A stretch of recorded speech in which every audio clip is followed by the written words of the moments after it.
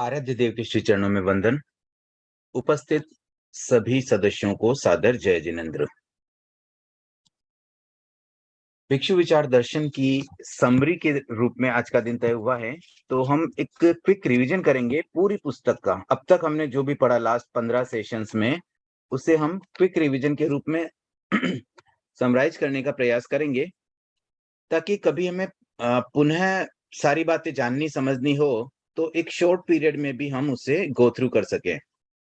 सबसे पहले भूमिका में जैन धर्म में जो शिथिलाचार हो रहे थे और जो पास्ट में हुए थे, उसके बारे में कुछ बातें आती हैं।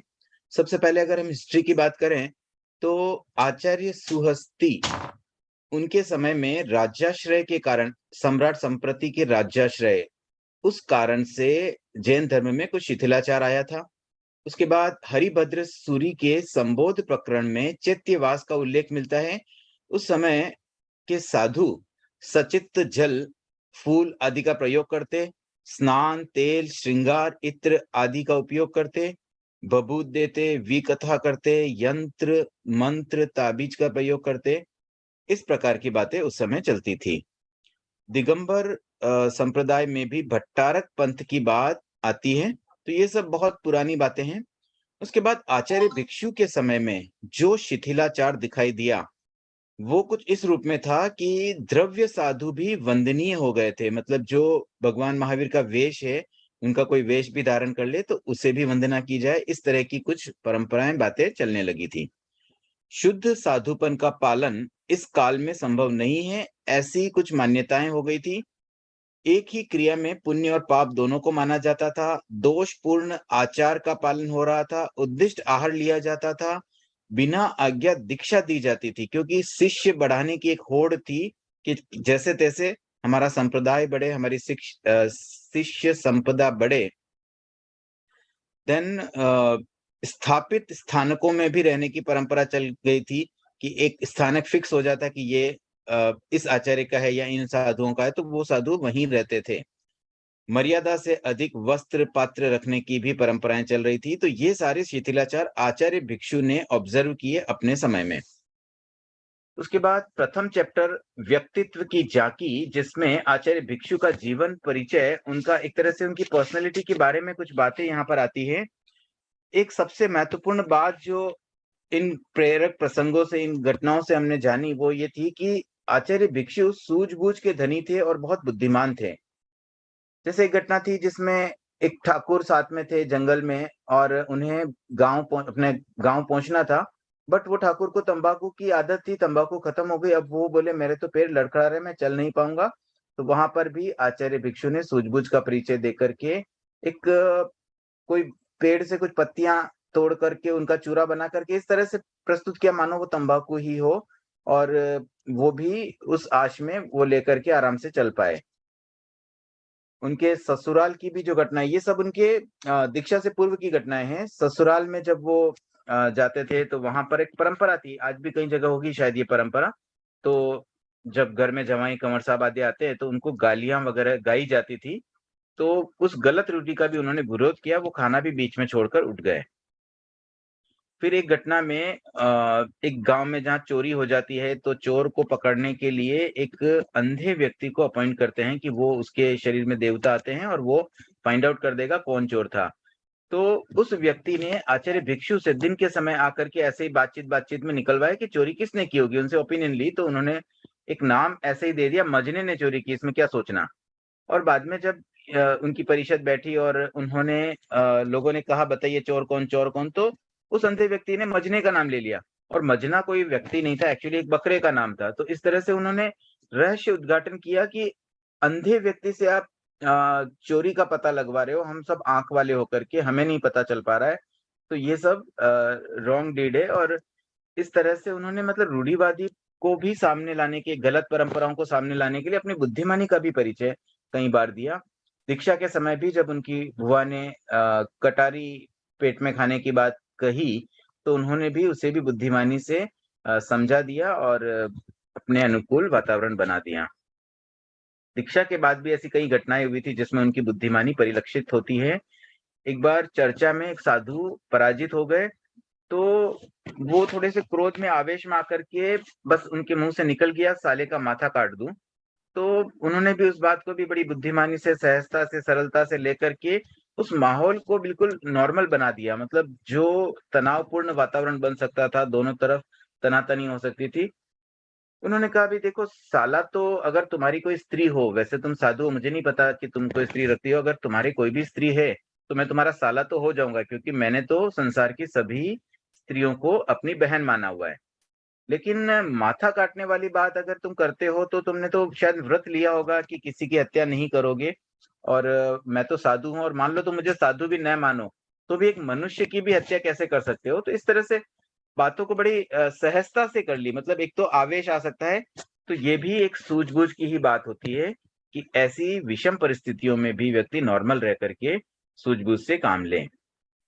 एक और घटना उनके दीक्षा पर्याय के बाद की मिलती है, जिसमें एक बहन के पास धोवन पानी था। उस समय सचित जल तो आज भी नहीं लेते, उस समय भी नहीं लेते, लेकिन तब आरओ या ऐसे फिल्टर नहीं होते थे, तो जनरली सचित पानी न हो इसके लिए धोवन आदि का पानी, जैसे जिस पानी से बर्तन आदि धोए जाते हैं और जो गंदा पानी बच जाता है, उसे ग्रहण करते थे साधु, और फिर उसे क्लीन करके, फिल्टर करके काम में लेते थे। तो वैसे ही कोई धोवन पानी किसी बहन के पास था। साधु ने कुछ साधु वहां गए, उन्होंने मांगा पानी, तो बहन ने कहा पानी तो है लेकिन मैं दूंगी नहीं, क्योंकि अगर मैं ऐसा गंदा पानी दूंगी तो मुझे भी अगले भाव में गंदा पानी मिलेगा, and I don't want to drink this dirty water. तो आचार्य भिक्षु आए समझाने के लिए। उन्होंने पूछा, बहन तुम्हारे गाय है, गाय को तुम क्या खिलाती हो? उसने कहा मैं चारा खिलाती हूँ, लेकिन वो बदले में दूध देती है। इस तरह से उसे कन्विंस किया कि तुम भी अगर साधु को धोवन पानी दोगी तो तुम्हें आगे पानी नहीं कुछ और अच्छी चीजें मिलेगी। इस तरह से वो बुद्धिमानी का परिचय देकर के चीजों को सॉल्व कर लेते थे। परिस्थितियों में जो ऐसी प्रॉब्लम्स आ जाती, उनके सॉल्यूशंस उनके पास होते थे। तो ऐसी अनेक घटनाएं हैं इस चैप्टर में जिसमें उनकी बुद्धिमानी झलकती हैं। फिर एक और दृष्टिकोण से हम देखें तो उनकी दृष्टि जो थी वो सही दृष्टि थी। मतलब चीजों को एक सही एंगल पर ले जाते थे। एक खाली बुद्धिमान होना और एक सही दिशा होना, दोनों बातों में बड़ा अंतर है। तो उनकी दृष्टि भी बड़ी सही रहती थी। एक बार एक किसी राज्य के मंत्री उनके पास आए और उन्होंने एक जिज्ञासा रखी भी, संसार साधी शांत है या अनादि अनंत है? तो उसका उन्होंने बड़ी सुंदर तरीके से उन्हें समझाया। तो वो बड़े प्रभावित हुए। प्रभावित होकर वो कहते हैं कि तुम्हारी तो कितने ही राज्यों के संचालन करने की बुद्धि है। तो उनका ये कहना था कि कोई बुद्धिमान व्यक्ति राज्य संचालन क्यों करेगा? बुद्धिमान है अगर, तो वो तो मोक्ष जाने के लिए प्रयास करेगा। इसका मतलब ही उसकी बुद्धि ही सही नहीं है। तो एक सही दिशा भी उनकी बुद्धि में थी कि कोई एक संसार में अपना नाम करना या संसार में उच्च स्थान प्राप्त करना ही उनका ऑब्जेक्ट नहीं था। उनका तो ऑब्जेक्ट ऑलवेज मोक्ष था, और बुद्धि को वो सही दिशा में ही लगाते थे।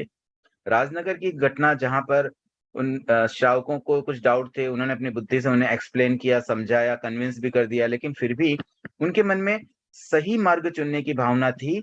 और उन्होंने श्रावकों की श्रद्धा, बुद्धि और वैराग्य का गलत लाभ न उठाते हुए स्वयं अपने आप को बदलना सोचा कि अगर वो सही है, मैं गलत हूं, तो मैं अपने आप को बदल दूं। ऐसी कोई अनाग्रह भाव होना भी बहुत बड़ी बात होती है। एक बुद्धिमान व्यक्ति अनाग्रही भी हो, ये भी एक रेयर कॉम्बिनेशन है। वो कहते थे कि आलोचना दोष की होनी चाहिए, प्रशंसा गुण की होनी चाहिए, व्यक्ति की नहीं। व्यक्ति की आलोचना करें तो व्यक्ति नाराज, गुण की प्रशंसा एक गुणवान व्यक्ति की प्रशंसा करें तो वो ईगो आ सकता है उसमें। तो मोस्टली प्रशंसा भी करनी है तो गुण की करो, आलोचना करनी है तो दोष की करो, ऐसी उनकी धारणा थी। कुछ व्यक्तियों ने कहा, दिगंबर संप्रदाय के व्यक्ति आए कि देखो आप इतना आचार आपका पालन है, सब कुछ इतना अच्छा है, आप अगर दिगंबर बन जाएं, अगर आप कपड़े भी उतार दें तो आपका आचार में कितनी अधिक निखारता आ सकती है। तब उन्होंने उत्तर ये ही दिया कि अभी फिलहाल मुझे श्वेतांबर आगमों पर विश्वास है। जिस दिन मुझे नया सत्य मिल जाएगा, मुझे लगेगा कि हाँ कपड़े उतारना ही श्रेयस्कर है, तो मैं वो भी उतार दूंगा, उसमें कोई दिक्कत नहीं है। सत्य के खोजी थे, जो सत्य मिल जाए उसे ग्रहण करने के लिए उत्सुक रहने वाले थे वो। भैरव, शीतला, मनोती, ये सब जो देवी देवताओं की मनोती मांगने के लिए जो पूजा की जाती थी, भैरव, शीतला माता आदि की, तो उसके बारे में भी उनका यही चिंतन था कि ये सब मानसिक दुर्बलता है। व्यक्ति अपने पुरुषार्थ से सब कुछ कर सकता है, और जहाँ कर्म का उदय होता है वहां कोई हेल्प नहीं कर पाता। तो मेन चीज, अगर पुरुषार्थ से ही सारा काम पॉसिबल है, तो फिर हम किसी की हेल्प क्यों ले? ये सब एक मानसिक दुर्बलता है। उनकी आचार निष्ठा के संबंध में भी कई घटनाएं हैं। जैसे कुछ श्रावक कुछ तत्व जानना चाहते थे, समझना चाहते थे, तो उनके लिए वो रात भर जागरण कर लिया। मतलब किसी का कुछ भला हो रहा है, किसी का आत्मा का उद्धार हो रहा है, तो उसके लिए वो इतने अधिक समर्पित थे। किसी बहन के यहाँ भिक्षा के लिए गए, गरम, अब वो खाना बेराने के बाद उससे एक प्रश्न पूछ लिया, भाई उसके बाद तुम क्या करोगी, हाथ धोगी या नहीं? तो उसने बोला हाथ तो धोऊंगी मैं। और हाथ धोगी तो वो गर्म जल से हाथ धो करके पानी कहाँ जाएगा? तो उसने सारा बताया, भाई ये नाली में जाएगा। तो उन्होंने भिक्षा नहीं ली कि नहीं, अगर मेरे निमित्त से कोई दोष सेवन हो रहा है, तो ये उनकी आचार निष्ठता थी। एक साधु कोई अन्य संप्रदाय के उनके पास प्रायश्चित के लिए आए, उन्होंने उनको प्रायश्चित भी दिया। मुनि हेमराज जी ने जस्ट प्रश्न पूछा, भी क्यों आए थे, क्या था? तो उन्होंने कहा भाई कोई उनका प्रायश्चित था, तो वो मैंने दे दिया। तो उन्होंने प्रश्न किया कि क्या प्रायश्चित था, क्या दोष सेवन किया था? तो उन्होंने सीधा मना कर दिया, भी ये मुझे बताना नहीं का लगता। मतलब अपने ही संप्रदाय के खास संतों को भी वो अन्य संप्रदाय की बात नहीं बताना चाहते थे, क्योंकि ये उनकी आचार निष्ठता थी। एक बार पुर से भिलवाड़ा वो ट्रेवल कर रहे थे, पैदल आ रहे थे, रास्ते में उन्हें एक अ, व्यक्ति मिल गया। उन्हें देख कर के इतना प्रभावित हुआ, इतने सादगी में, क्योंकि नाम तो बड़ा सुना था, लेकिन जब देखा ये तो इतने सीधे, तो न कोई रथ न पालकी। इस तरह से उनका जीवन व्यवहार ऐसा था कि गुण इतने थे, लोग बड़ा मतलब उनकी प्रशंसा सब जगह होती थी, लेकिन जीवन में पूरी सादगी थी। ऐसी और भी कई घटनाएं हैं आचार निष्ठता की, और ये चैप्टर हमें इतना सा बताता है कि एक विशिष्ट व्यक्तित्व के धनी थे आचार्य भिक्षु। उसके बाद दूसरे चैप्टर में प्रतिध्वनि, जिसमें मुख्य रूप से वो सब बातें आती है कि आचार्य भिक्षु ने जो बातें कही, उनकी जो मान्यताएं थी, उनके जो सिद्धांत थे, उन्हें लोगों ने कैसे रिएक्ट किया, मतलब उसका क्या प्रभाव हुआ, क्या समाज के लोगों ने उसे माना, उसे स्वीकारा, किस तरह से वो इफेक्टिव हुआ, इस बारे में काफी कुछ बातें आती है। तो पहला पॉइंट था धर्म क्रांति के बीज। ऐसे जो शाश्वत सत्य होता है, उसकी अनुभूति तो भगवान महावीर ने की, वो केवल ज्ञानी थे, उन्होंने प्रतिपादन किया धर्म का, लेकिन आचार्य भिक्षु ने उसे सही अभिव्यक्ति दी। एक सही प्रेजेंटेशन भी बहुत इंपॉर्टेंट होता है, और वो कार्य आचार्य भिक्षु ने किया। उस समय उनके साथ बहुत सारी अप्रिय परिस्थितियां भी बनी, लेकिन वो संयम में रहे, और यही उनका सही मूल्यांकन था। जब वो अलग हुए, तो जहां से वो अलग हुए, रुगनाथ जी के संग से वहां के लोगों ने, वहां के श्रावकों ने, वहां के साधुओं ने, स्वयं रुगनाथ जी ने भी उन पर बहुत प्रहार किए। तो ये आत्म संयम की जहां कमी होती है ना, वहां प्रहार करते हैं व्यक्ति। लेकिन जो अप्रिय परिस्थिति बनने पर भी संयम में रहते हैं, वो एक सही दिशा को पा लेते हैं। तो अभिनिश्रमण के बाद जो उनका विरोध हुआ, उन्होंने उसे सहिष्णुता से सहन किया और संयम के साथ धर्म क्रांति की। उनकी धर्म क्रांति में जो मुख्य बातें थी, उन्होंने उस समय प्रचलित कुछ मान्यताओं की जो आलोचना की, कि बड़े जीवों की रक्षा के लिए छोटे जीवों का वध पुण्य होता है।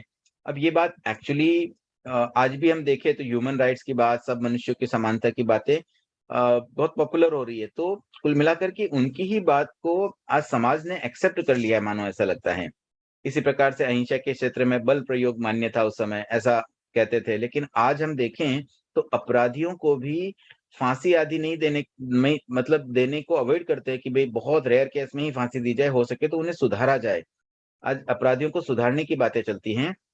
पुण्य के लिए धर्म करना सम्मत था उस समय, अशुद्ध साधन से शुद्ध साध्य की प्राप्ति मान्य थी, और दान मात्र को पुण्य माना जाता था। तो ऐसी जो बातें उनकी उन्होंने आलोचना की, ये गलत चीजें हैं, और आज दुनिया में आचार्य भिक्षु के विचारों को बहुत मान्यता मिल रही है। सेकंड पॉइंट था साधना के पथ पर। वो साधना के पथ पर आगे बढ़े, कष्ट सहे, लेकिन धर्म से विरक्त नहीं हुए।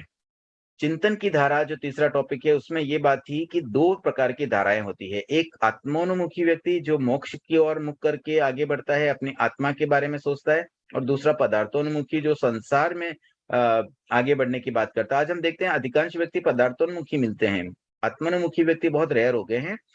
तो जो पदार्थोन्मुखी व्यक्ति होते हैं, उनकी दृष्टि, उनकी सोच अलग होती है।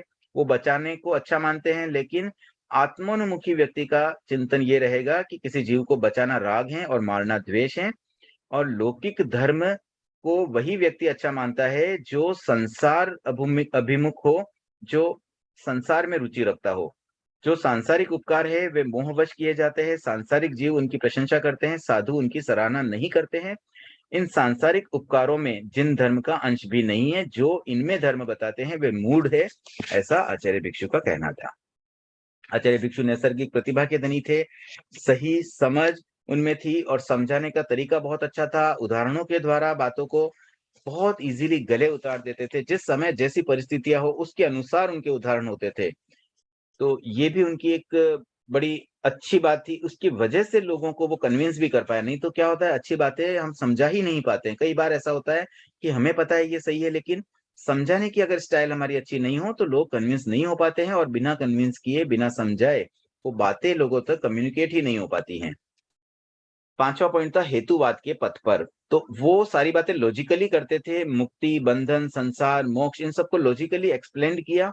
हिंसा पाप है, अहिंसा धर्म है, करना, कराना, अनुमोदना ये सब समान है। सावध्य दान, सावध्य दया, इन दोनों को उन्होंने पाप बताया। नेक्स्ट पॉइंट है श्रद्धावाद के पथ पर। भगवान महावीर पर उनकी अटूट श्रद्धा थी। उन्होंने जो कहा वह सब धर्म, बाकी सब भ्रम। मतलब भगवान महावीर ने जो भी बातें बताई, जो उनकी आज्ञा में, वही सब धर्म है, इसके अलावा कुछ भी धर्म नहीं है। उनकी आज्ञा से ऊपर कुछ नहीं। लेकिन भगवान महावीर की भी कोई गलती थी तो उसे उन्होंने गलत माना। जैसे उनका शिष्य, भगवान महावीर के शिष्य गोशालक की जान बचाने के लिए उन्होंने शीत तेजो लिस्या लब्धि का प्रयोग किया था। तो कई व्यक्ति उस बात से इंस्पायर होकर के जीव रक्षा को प्रमोट करने लगे। तो उन्होंने कहा भी भगवान महावीर से भी कहीं चूक हो सकती है, सही सिद्धांत को ही अपनाओ। ऐसा नहीं कि उन्होंने किया तो हम भी उसको फॉलो कर ले। भगवान महावीर की कही हुई बातों को मानो। उन्होंने कोई गलती कर ली, उसे दोहराने की हमें आवश्यकता नहीं है। गलती छद्मस्त अवस्था में पॉसिबल थी और उनसे भी हो गई। तो बहुत सीधी और सही दृष्टि वो रखते थे। जो सही है वो सही है, जो गलत है वो गलत है, बस इस बात को ही वो लेके आगे बढ़ते थे। भगवान महावीर पर अटूट श्रद्धा, लेकिन उनकी गलती को भी गलती मानना बहुत बड़ी बात है। धर्म का व्यापक स्वरूप उन्होंने प्रतिपादित किया। उनका ये कहना था कि कोई तेरापंथी या जैनी ही धर्म कर सके, ऐसी बात नहीं है। जैन धर्म या किसी भी संप्रदाय से बंधा हुआ एक्चुअली सत्य धर्म नहीं है। ये धर्म तो सबके लिए है, किसी भी संप्रदाय का व्यक्ति भी मोक्ष जा सकता है। वो आग्रह से दूर रहते थे, अनावश्यक बातों में उलझते नहीं थे, शाब्दिक उलझन और अनावश्यक आग्रहों में नहीं पड़ते थे। उनको जातिवाद का भी समर्थन था। वो जातिवाद को मिटाने के चक्कर में मूल धर्म से भटकना नहीं चाहते थे, इसलिए वो उस आग्रह में भी नहीं पड़े। उस समय मान्यताएं ये थी कि नीच जाति, भंगी आदि, हरिजन, वहां पर अगर साधु साध्वी गोचरी भी करते तो वो ठीक नहीं माना जाता समाज में। तो उन्होंने भी नहीं किया, उन्होंने छोड़ दिया कि चलो नहीं करेंगे, क्या फर्क पड़ता है, हम एक चीज को अगर छोड़ भी दें अनावश्यक सभी बातों के आग्रह में पड़ने से अच्छा कि हम मूल बात पर कंसंट्रेट रहे। क्योंकि इस छोटे से जीवन में हम सारी चीजें तो नहीं कर सकते, सभी सुधार तो नहीं कर सकते हैं।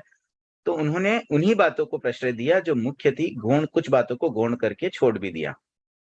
वो कुशल पारखी थे, व्यक्तिगत जीवन में आध्यात्मिक थे, लेकिन साथ साथ में सामुदायिक जीवन में व्यवहारिक भी थे। जब कोई बातें ऐसी हो जाती तो उसे वो व्यवहारिक रूप से सेटल भी कर लेते थे। जैसे अ, वो लौकिक दान को अच्छा नहीं मानते थे। लोगों ने कंप्लेन की ब्राह्मणों से कि देखो आचार्य भिक्षु कहते हैं ब्राह्मणों को दान नहीं देना चाहिए, उनको निषेध करते हैं। तो ब्राह्मण आए झगड़ा करने, तो उन्होंने कहा भाई देखो किसने कहा तुम्हें? वो बोले उन्होंने कहा हमें, कोई दूसरे संप्रदाय के ही व्यक्ति थे। तो कहा कि ठीक है, अगर वो व्यक्ति तुम्हें 5 रुपए भी दान दे, उस समय 5 रुपए भी मानो 5 करोड़ के बराबर थे, तो उतना भी अगर वो दान दे तो मेरे मना करने के त्याग हैं। तो ये बात सुन के तो ब्राह्मण खुश हो गए कि देखो आचार्य भिक्षु तो 5 रुपए दान देने की बात करे, वो तो हमें बहुत कम देते हैं। तो इस तरह से वो व्यवहारिक एक स्टाइल से भी चीज़ों को सॉल्व कर लेते थे। ऐसा नहीं कि वो सीधा उनसे भी जाके आर्ग्यूमेंट पे अड़ जाए कि नहीं, दान देने में तो कोई लाभ ही नहीं है, उससे कोई आत्मा का कल्याण नहीं होता है। वो सब क्यों कहें ना? उनका तो ये था कि भई कोई कर भी रहा है तो हमें तो मना करने के भी त्यागी होते हैं, हम तो किसी को रोकते हैं, रोकना भी तो दोष है।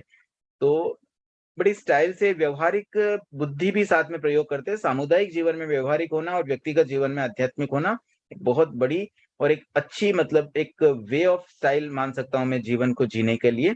हम भी अगर ये तालमेल सीख जाएँ कि अपने व्यवहारिक जीवन में मतलब जो समाज में रहते हैं, लोगों के साथ रहते हैं, वहाँ एक व्यावहारिकता भी आ जाए और व्यक्तिगत जीवन में आध्यात्मिकता आ जाए, तो एक बहुत अच्छी बैलेंस लाइफ हम जी सकते हैं। क्रांतिवाणी, लोग ऐसा भी कहते थे कि देखो उनका मन कैसा है, देखो लौकिक दया में द्रवित ही नहीं होते हैं, कोई व्यक्ति मर रहा है वो बोलते हैं नहीं बचाओ, ऐसा कैसे वो कर सकते हैं? लेकिन वास्तव में वो सही समझ के साथ में उनकी आध्यात्मिक सेवा अगर देखें तो वो बहुत आगे थे। उसके बाद हम तीसरे चैप्टर की ओर पढ़ते हैं, साध्य साधन के विविध पहलू। साध्य और साधन, मतलब जो हमारा लक्ष्य है, मोक्ष हमारा साध्य है और उसका साधन होता है अहिंसा। तो उसके संबंध में बहुत सारी यहाँ पर बातें इस चैप्टर में आती है। पहला था जीवन और मृत्यु। सामान्यतः जीवन को अच्छा मानते हैं, जीवन काम्य होता है, मृत्यु अकाम्य होती है, एक सामान्य दृष्टि है। लेकिन असंयममय जीवन में जीवन और मृत्यु दोनों ही अकाम्य हो जाते हैं, और अगर कोई संयमी है तो उसके लिए दोनों काम्य हो सकते हैं। तो जीवन की मुक्ति एक्चुअली साध्य होता है, जीवन जीना साध्य नहीं है। लोग ऐसा समझते हैं कि जीना अच्छा है, जीना अच्छा है। वास्तव में जीना अगर अच्छा होता तो फिर मृत्यु तो उसके साथ ही जुड़ी हुई है। तो जो व्यक्ति मृत्यु को अच्छा नहीं मानता, उसे जीने को भी अच्छा नहीं मानना चाहिए।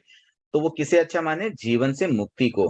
तो जीवन की मुक्ति ही साध्य होता है और उसका साधन है संयम।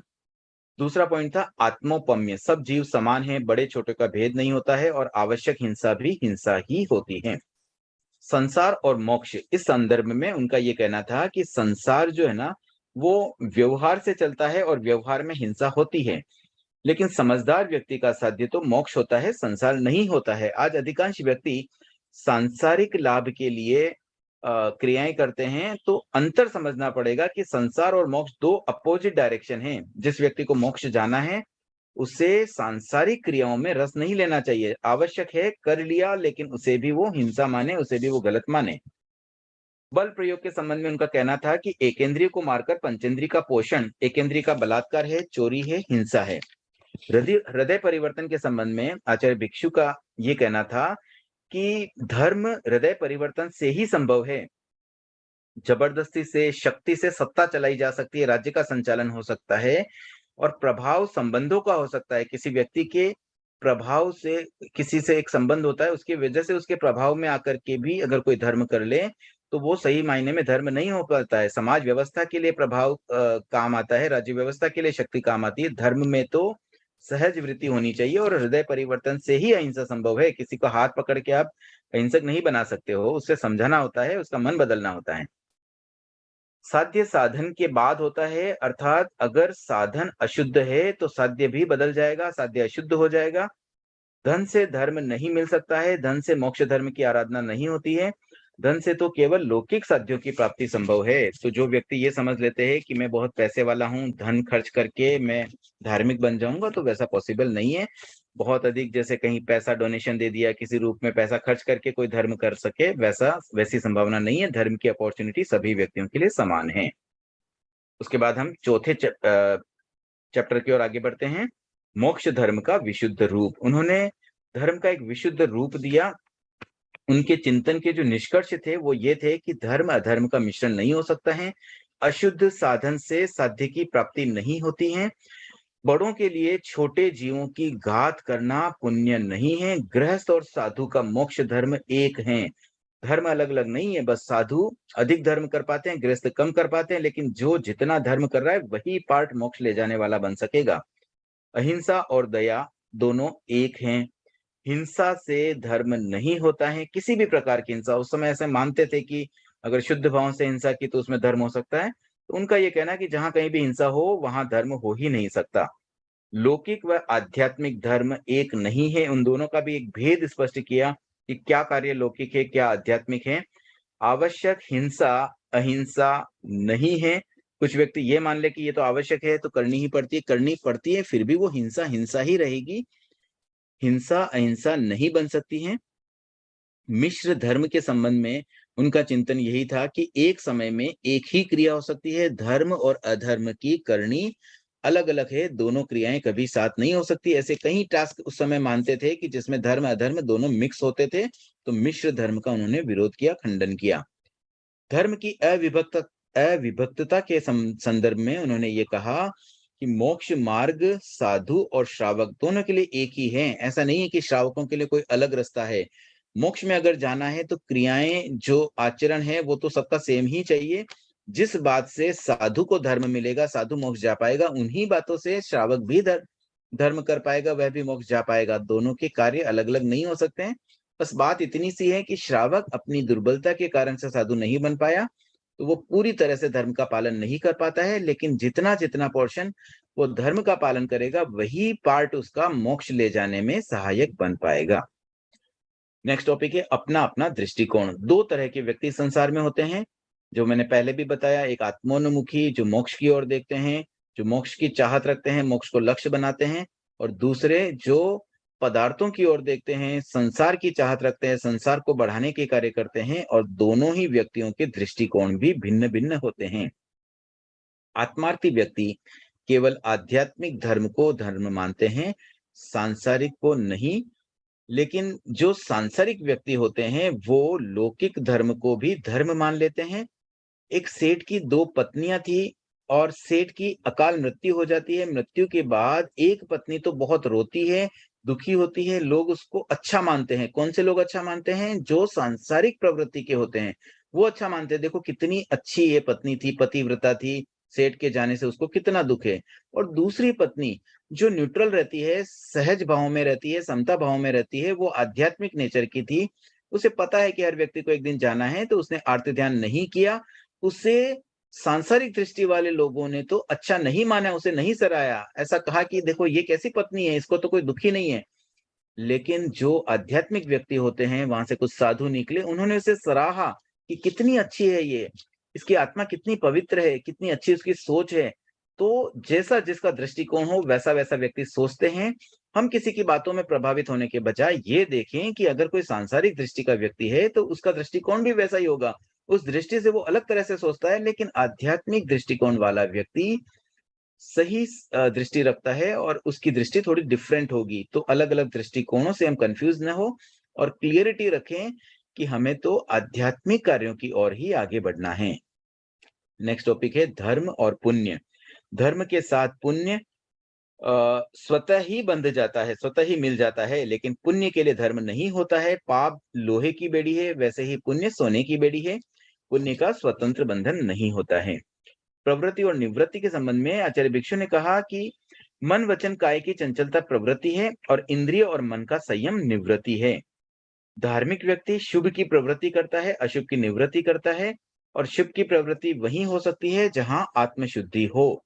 दया के संबंध में आचार्य भिक्षु का कहना था कि बचाना दया नहीं है, नहीं मारना दया है। दो बातें अलग अलग होती है। हम नहीं मारते हैं तो वो दया है, हम किसी को बचाएं वो दया नहीं है, क्योंकि बचाना जीव की रक्षा हो सकती है, लेकिन आत्मा की रक्षा नहीं होती है। मूल आत्म रक्षा ही दया है।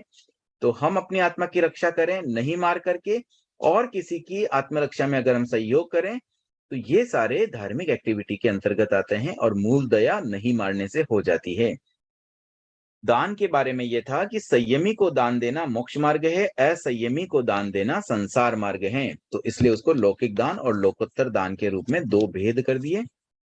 नेक्स्ट चैप्टर है क्षीर नीर, दूध का दूध पानी का पानी। इसमें दो टॉपिक है। पहला है सम्यक दृष्टिकोण। लौकिक और लोकोत्तर धर्म के कार्यों में स्पष्ट भेद अगर हम कर पाते हैं तो दृष्टिकोण सम्यक बन सकता है। असंयमी को दान नितांत पाप है।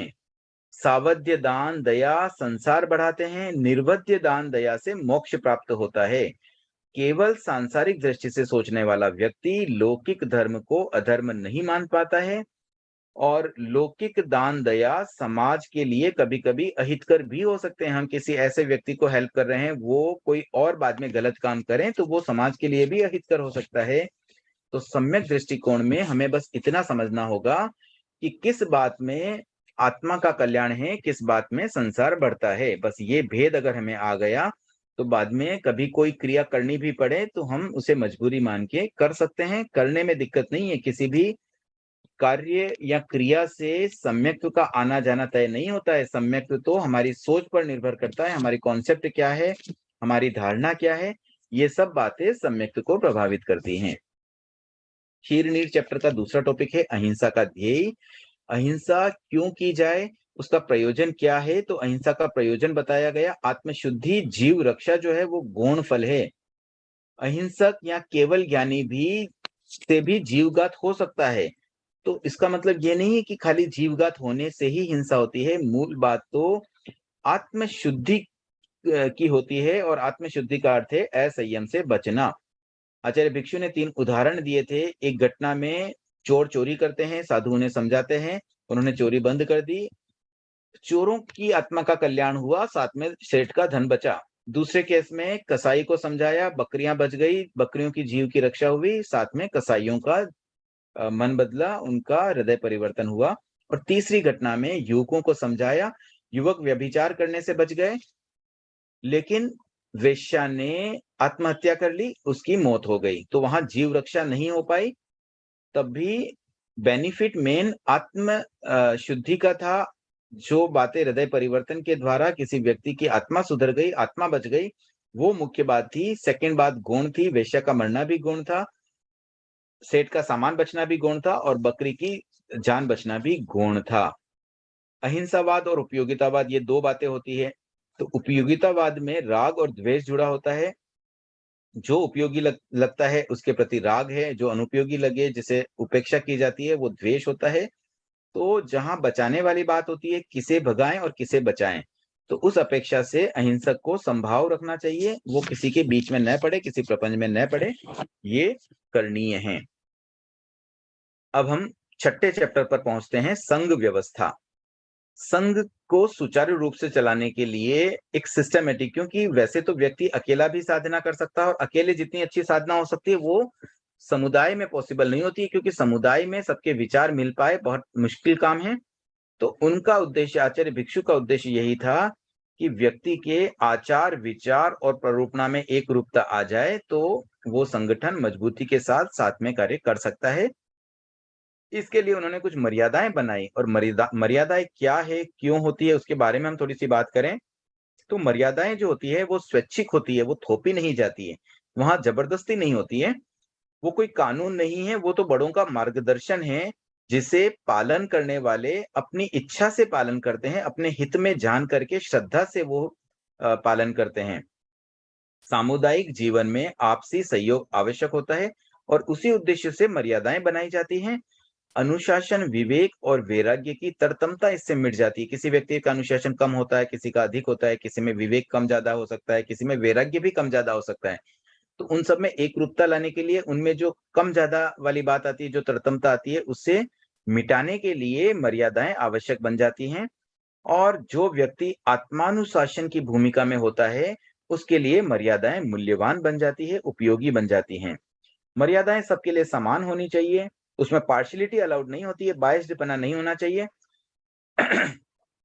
और योग्य शिष्यों में ही अनुशासन संभव होता है। हर व्यक्ति में अनुशासन हो पाए, ये पॉसिबल नहीं हो पाता है। तो शिष्यों का चयन भी उस तरह से ही होना चाहिए, देख देख के दीक्षा देनी चाहिए, योग्य व्यक्ति की परख करके दीक्षा देनी चाहिए, और कोई अयोग्य बाद में भी मिल जाए तो उसे संघ से अलग भी किया जा सकता है। आत्मशुद्धि के लिए तो महाव्रतों का पालन आवश्यक है, लेकिन सामुदायिक व्यवस्था के लिए मर्यादाओं का पालन आवश्यक होता है। धर्म शासन में अनुशासन एवं स्वतंत्रता का समन्वय होता है, वहां स्वतंत्रता भी बनी रहे और साथ में अनुशासन भी हो, उस तरह का एक कॉम्बिनेशन बिठा करके कार्य किया जाता है, वैसा सामंजस्य बिठाया जाता है। संघ व्यवस्था में 7 पद पॉपुलर थे पास्ट में, आचार्य, उपाध्याय, गणी, गणावच्छेदक, स्थविर, प्रवर्तक और प्रवर्तनी। तेरापंथ धर्म संघ में सभी पद एक आचार्य में समाहित हैं। गण गणी से भी बड़ा होता है। आचार, विचार, प्ररूपणा की एक रूपता लाना गणी का कार्य होता है, और उसके लिए वे बहुश्रुतों से भी परामर्श करते हैं। केवल आचार्य अपना ऑर्डर सीधा नहीं थोपते हैं, वे बहुश्रुतों से पूछते हैं, साधुओं का मन बनाते हैं। साधु भी कहीं कंफ्यूज हो तो वो बहुश्रुतों से राय लेते हैं, और कई बार बहुश्रुतों में भी विचार भेद हो सकता है। आपस में 2-3 बहुश्रुत व्यक्तियों में भी कहीं कोई विचार भेद आ जाए तो आपस में बैठकर डिस्कशन करना चाहिए, सॉल्व करना चाहिए, और फिर भी ना हो तो फिर आचार्य से पूछ लेना चाहिए। ये बात परिवारों में भी लागू होती है। परिवार के सदस्य आपस में कभी किसी बात पर मन नहीं मिलता है, तो आपस में बैठकर उसे सॉल्व करने का प्रयास करना चाहिए, और फिर भी न हो तो जो परिवार में मुखिया हो, जो समझदार व्यक्ति हो, उसकी एडवाइस लेनी चाहिए, उसे बीच में डाल करके एक सोल्यूशन निकालना चाहिए, तभी आपस में सामंजस्य बैठ पाता है। गण में कौन रह सकते हैं, इसके संबंध में 2 बातें आती है कि जिनका सम आचार, विचार और प्ररूपणा में विश्वास हो, वे गण में रहने चाहिए, और जो परस्पर प्रेम रखे। गण में किसे रखा जाए, इस संबंध में भी 2 बातें आती हैं कि जो स्वभाव पर नियंत्रण न रख सके उसे गण में नहीं रखना चाहिए, लेकिन किसी की अगर शारीरिक या बौद्धिक योग्यता में कुछ कमी आ जाए तो उसे गौण कर देना चाहिए, उस बेसिस पर किसी को गण से न निकाला जाए। पृथक होते समय भी कुछ शिष्टाचार का पालन होना चाहिए, उस बारे में भी उन्होंने कुछ बातें बताई। और गण से जो व्यक्ति पृथक हो जाता है वो 4 तीर्थों में नहीं आता है। दोष परिमार्जन के संबंध में आचार्य भिक्षु का कहना था कि दोषों का संग्रह न करें, स्वयं उसे या गुरु को बताए। भावना यह रहनी चाहिए कि दोषों से जो आत्मा में मेल जम गया, जो मलिन हुई है, उसकी शुद्धि हो जाए। आत्म शुद्धि की भावना से दोष बताने चाहिए, इस भावना से नहीं कि किसी को नीचे दिखाना है या अपने आप को थोड़ा उच्च स्थान पे लाना है। वो कंपटीशन की भाव नहीं होनी चाहिए। भावना ये होनी चाहिए कि भाई हमारा ही सधार्मिक है, कोई दोष हो गया तो उसकी आत्मा शुद्ध बन जाए। विहार या चातुर्मास आदि आचार्य की आज्ञा से होने चाहिए और साधु साध्वियों को सुख सुविधा की लालसा नहीं करनी चाहिए। भगवान महावीर ने संघ व्यवस्था के कुछ 8 सूत्र भी बताए थे, उसका भी उल्लेख यहाँ पर थोड़ा उपयोगी लग रहा है। तो उसमें जो मुख्य बातें थी बिल्कुल संक्षिप्त में करना चाहूंगा कि पुरानी जो बातें हैं, धार्मिक बातें, उन्हें याद रखा जाए, नई बातों को सीखा जाए, संवर के द्वारा नए कर्मों के बंधन को रोका जाए, निर्जरा से पुराने कर्मों को काटा जाए, अनाश्रित को आश्रय दिया जाए, नव दीक्षित को आचार शिक्षा आदि दी जाए, ग्लान की सेवा की जाए, ग्लान मतलब कोई बीमार व्यक्ति उसकी सेवा की जाए, और सहधर्मिकों के साथ कलह न हो, कलह हो जाए तो उसे वापस उपशांत करने का प्रयास करना चाहिए, बढ़ाना नहीं चाहिए। अंतिम चैप्टर की ओर बढ़ते हैं। 7वां चैप्टर है अनुभूतियों के महान स्रोत। ये चैप्टर मुख्य रूप से ये बताता है कि आचार्य भिक्षु की शिक्षा का एक तरह से निचोड़ है, उनका जो सार था वो सारी बातें इसमें लगभग आ जाती हैं। कथनी करनी में समानता हो, कुगुरु के जांसों में नहीं आना चाहिए। कोई साधु दीक्षा भी ले तो अच्छे गुरु के पास दीक्षा ले, श्रावक भी एक सुगुरु को फॉलो करे। कोई अगर लगता है कि हमारे गुरु सही नहीं है तो उसे छोड़ करके सही गुरु को अपना लेना चाहिए, और कोरे बहुमत पर नहीं जाना चाहिए, भीड़ का हिस्सा नहीं बनना चाहिए कि अधिकांश व्यक्ति ऐसा करता है तो हम भी ऐसा करें। तो हमें अपने बुद्धि से, विवेक से काम लेना चाहिए और जो सही मार्ग हो उसे अपनाना चाहिए।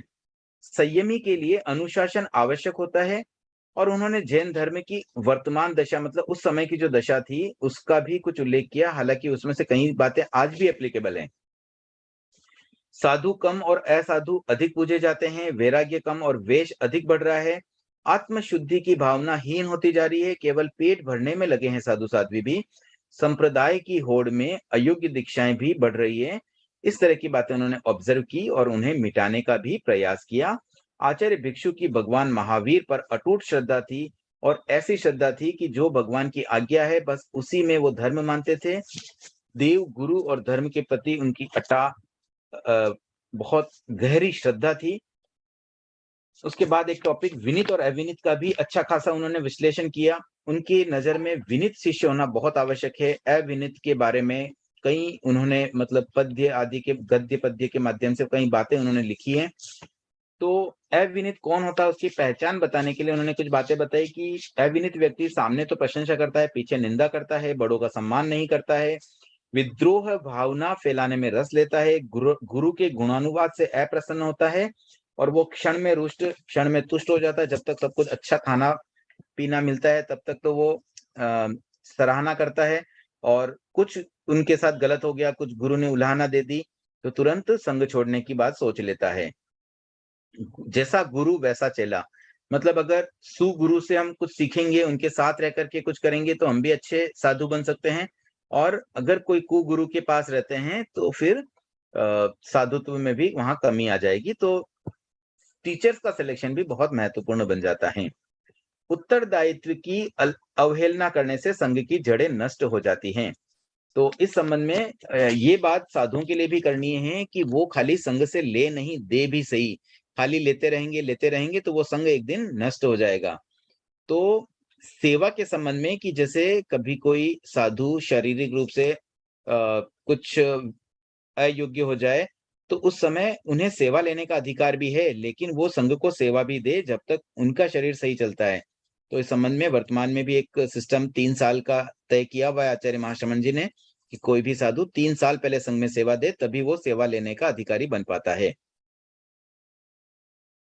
एक तांबे पर चांदी का झोल पॉइंट में ये बताया था कि या तो कोई तांबा हो तो भी ठीक है, चांदी हो अलग से वो भी ठीक है, लेकिन अगर तांबे पर चांदी का झोल हो तो वो कंफ्यूजन पैदा करता है, उसका सही मूल्य ही समझ में नहीं आता है। व्यक्ति उसे चांदी समझ के ले ले और बाद में वो तांबा निकले वो बड़े तकलीफ की बात, दुःख की बात हो जाती है। वैसे ही गृहस्थ जो है मानो तांबे की कॉइन की तरह है और साधु चांदी के कॉइन की तरह है। चलो साधु बेटर होते हैं गृहस्थ से, नो डाउट, क्योंकि उनका गुणस्थान भी उच्च है, उनकी साधना भी अधिक होती है। लेकिन गृहस्थ कम से कम क्लियर तो है ना कि भई हम इतना ही कर रहे हैं, हम आवश्यक हिंसा करेंगे, वो एक्सेप्ट कर रहे हैं। लेकिन कोई वेशधारी साधु हो जो महाव्रतों का पालन ही न करें, वो तो बहुत कन्फ्यूज करने वाली बात हो जाएगी। तो वैसा तो बिल्कुल नहीं होना चाहिए। या तो कोई साधुत्व का पालन न कर पाए तो गृहस्थ बन जाए, लेकिन जितनी क्षमता उतना ही करे, पर जो सोचे, जो करने का तय करे, जो संकल्प करे, जो प्रत्याख्यान करे, उसे लाइफ टाइम निभाए। बुद्धि और विवेक भी बहुत आवश्यक है सफलता प्राप्त करने के लिए, तो इन दोनों का भी उपयोग करना चाहिए। कोरा अंधानुकरण भी उचित नहीं होता है। राग द्वेष के संबंध में आचार्य भिक्षु का ये कहना था कि द्वेष भी अच्छा नहीं है, राग भी अच्छा नहीं है, लेकिन सामान्यतया द्वेष तो कोई भी अच्छा नहीं मानते। इवन लौकिक धर्म में भी द्वेष को अच्छा नहीं माना जाता है। तो द्वेष को छोड़ना अपेक्षाकृत आसान बन जाता है, लेकिन राग को छोड़ना इसलिए कठिन बन जाता है कि लौकिक धर्म तो राग से ही चलता है और स्नेह बंधन राग जो होता है उसे कुछ अच्छा भी माना जाता है। जैसे माता पिता की सेवा कोई कर पाता है तो वो रागवश होती है।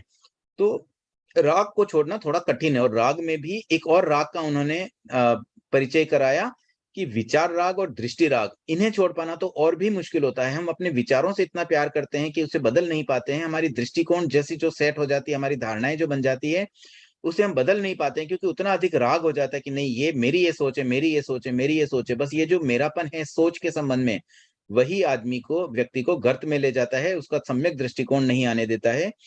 तो अनाग्रह भावना से जब कभी कोई सत्य प्राप्त हो जाए तो अपने विचारों को भी बदल देना चाहिए। ऑलवेज सत्य का खोजी बनना चाहिए। जो सत्य हमें मिलेगा हम बस उसे फॉलो करें, ये आग्रह हमारा रहे। अनावश्यक कोई बैठी हुई गलत धारणा को भी हम अगर लेके बैठेंगे तो हम आगे नहीं बढ़ पाएंगे। उसके बाद आज जिज्ञासा समाधान का क्रम नहीं रह पाएगा, तो कोई भी हैंड रेज न करें, आप बाद में कभी पूछ सकते हैं। उसके बाद विराम जो अंतिम टॉपिक है इस पुस्तक का, इसमें ये बताया गया है कि जैसे प्रारंभ होता है वैसे अंत होता है। तो जिसका आदि है, जिसका स्टार्ट है, उसका अंत भी होता है। जो अनादि होता है उसका अंत नहीं होता है। इस बुक के बारे में बताया कि इसका प्रारंभ हुआ था जीवन परिचय से और अंत हुआ था सफलता की कहानी से, और मध्य में सफलता साधन के सूत्र थे। आचार्य भिक्षु के जीवन की बात करें तो उनका जीवन और मरण दोनों अप्रमत्त थे और उनके जीवन का आदि, मध्य और अंत तीनों ज्योतिर्मय थे। तो मैंने निर्धारित समय में पूरी बुक को समराइज करने का प्रयास किया है। एक बार हम क्विकली 1 मिनट में पूरे बुक्स के जो चैप्टर्स थे उसको भी एक बार जस्ट समझ लेते हैं कि किस चैप्टर में क्या बातें आई थी। पहला, सबसे पहले भूमिका था, उसमें शिथिलाचार की बात थी, उस समय के शिथिलाचार और पास्ट में जो शिथिलाचार हुए उससे संबंधित कुछ बातें थी। उसके बाद प्रथम चैप्टर जीवन परिचय, जिसका नाम था व्यक्तित्व की झांकी, जिसमें आचार्य भिक्षु का जीवन परिचय था, उनकी पर्सनैलिटी के बारे में कुछ प्रसंग थे।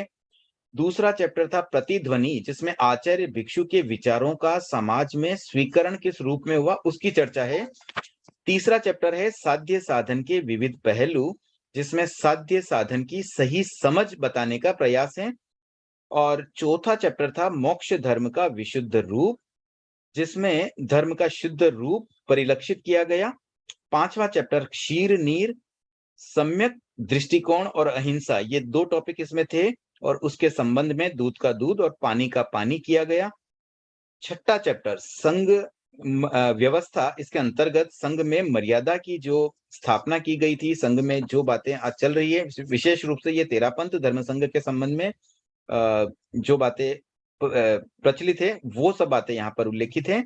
और अंतिम 7वां चैप्टर, जिसका नाम है अनुभूतियों के महान स्रोत, ये आचार्य भिक्षु की शिक्षा का निचोड़ है। तो इस तरह से हम आज इस समरी सेशन के साथ मैं अपनी बात को यहीं विराम देते हुए सबके प्रति मंगल कामना करता हूं कि इस पुस्तक के स्वाध्याय में आपने जो कुछ सीखा उसे अपने जीवन में अपनाने का प्रयास करें और अपने जीवन को अध्यात्ममय बनाते हुए मोक्ष मार्ग पर आगे बढ़ें इस लक्ष्य के साथ। और अपनी जो भ्रांतियां हो, कोई भी गलत धारणाएं हमारी बैठी हुई हो, तो उसे दूर करने का प्रयास करें। अनाग्रह भाव के साथ सत्य की खोज में आगे बढ़ें और अपने जीवन को परिष्कृत करें, अच्छा बनाएं। इसी शुभ भावना के साथ एक बात और कहना चाहूंगा, इस अध्ययन के दौरान, इस स्वाध्याय के दौरान अगर मुझसे कोई बात गलत तरीके से प्रेजेंट हो गई हो, कोई बात मेरी समझ में ना आई हो, मैं बहुत अल्प बुद्धि हूँ और मेरी बुद्धि से मैं जितना समझा पाया, जो कह पाया, उसमें कहीं कोई कमी रह गई हो, किसी भी प्रकार से मैंने किसी को हर्ट किया हो, तो मैं आप सबसे क्षमतखावना करता हूँ और यही भावना भाता हूँ कि मेरा कहीं कोई इंटेंशन रॉन्ग नहीं था, फिर भी कोई गलतियाँ तो हो ही सकती है। तो मुझे आप एक्चुअली दिल से क्षमा भी करें और जो बातें आपको मेरी ठीक लगी है उसे अपनाएँ। कहीं कोई बात में अगर ऐसा लगे कि ये सिद्धांत आपके गले नहीं उतर पा रहे हैं, तो उसे भी फ़ोर्सफुली ना अपनाएँ, समझने का प्रयास करें। कई बातें कभी-कभी उस समय समझ में नहीं आती है, हो सकता है कभी और वो बात समझ में आए या कोई बात ऐसी लगे कि नहीं ये बात उचित ही नहीं है, तो उसे भी छोड़ सकते हैं। कुछ बातों को हम केवली गम्य भी कर सकते हैं, क्योंकि वर्तमान में हम सब छद्मस्त हैं और सब बातें हमें समझ में आ जाएँ, यह संभव नहीं लगता है। तो इन सब बातों के साथ मैं इस क्लास के समापन की घोषणा करता हूँ। भिक्षु विचार दर्शन का स्वाध्याय 15 सेशंस में हुआ था और आज 16वें सेशन में हमने समरी के रूप में पूरी पुस्तक का एक सार समराइज करने का मैंने प्रयास किया। आप सबके प्रति बहुत-बहुत पुनः मंगल कामना। ओम अरहम, जय जिनेंद्र।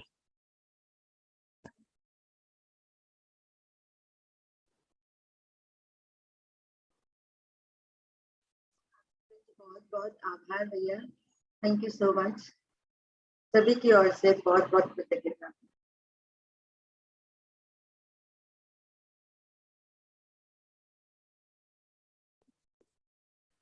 एंड करूं भैया? हाँ, बस एक बार एंड कर लेते हैं। आज जिज्ञासा समाधान का क्रम नहीं रखा है।